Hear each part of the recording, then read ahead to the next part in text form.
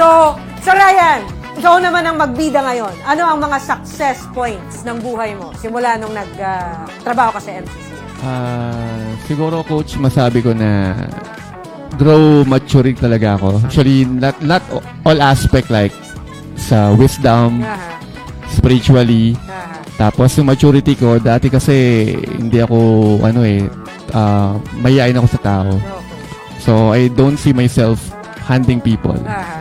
But in that way na natutunan ko in long run, nasasanay din naman ako eh.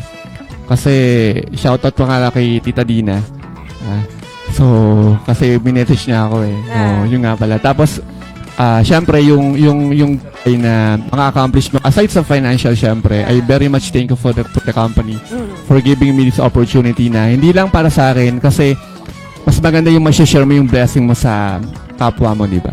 Sabi nga, Coach, may isang Bible verse na the best, if you really want to serve God, you have to serve people, others. In Coach. Alright, nice. Quotable quote po yung binitawan ni Sir Ryan. Talagang hindi nagpahuli ang kalalakihan, no? But I guess one of the things na take away ko dun sa kinuwento mo, Sir Ryan, ang galing ng MCCS BPO and Marketing Inc. Kasi nga, yung kanilang improvement para sa employees, hindi limited sa financial, hindi limited sa career. Na-mention kanina ni Sir Ryan, may spiritual. And from what I know, nagba-Bible study kayo. Diba? Kaya saan po kayo makakakita na yung company will not only provide financial well-being for the employees, but holistic yung